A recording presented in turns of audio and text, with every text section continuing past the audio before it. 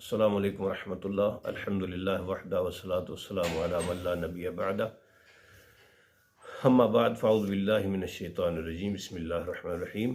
حضرت ابو بکر رضی اللہ تعالیٰ عنہ بیان فرماتے ہیں، نبی علیہ السلام نے ارشاد فرمایا، صلی اللہ العفو والعافیۃ فإن احدا لم یعط بعد الیقین خیر من العافیہ۔ فرمایا ہمیشہ اللہ تعالیٰ سے عافیت اور تندرستی کا سوال کیا کرو، اس لیے کہ ایمان کے بعد سب سے بہترین نعمت اللہ تعالیٰ کی طرف سے جو عطا ہوتی ہے وہ عافیت اور تندرستی ہے۔ اور اپنے چچا محترم حضرت عباس سے آپ نے فرمایا تھا، اکثر من الدعاء بالعافیہ، اللہ تعالیٰ سے کثرت کے ساتھ عافیت اور تندرستی کی دعا کیا کرو۔ اور ایک حدیث میں ہے، صلی اللہ العافیہ فی الدنیا والآخرہ، اللہ تعالیٰ سے دنیا اور آخرت کی عافیت طلب کیا کرو۔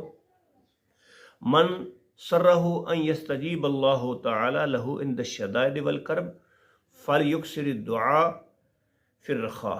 فرمایا جو یہ چاہتا ہے نا کہ تنگی کے ایام میں اس کی دعا رد نہ کی جائے، تو اسے چاہیے کہ خوشحالی کے وقت بھی اللہ تعالیٰ سے دعا کرتا رہے۔ حضرت عبداللہ بن عمر فرماتے ہیں، خذ من صحتک لمرضک ومن حیاتک لموتک، اپنی صحت سے بیماری کے لیے اور اپنی زندگی سے اپنی موت کے لیے کچھ ضرور حاصل کر لو۔ دو نعمتیں بہت ہی عظیم ہیں، ایک صحت اور ایک فراغت۔ اللہ تعالیٰ ہمیں ان کی قدر کی توفیق عطا فرمائے۔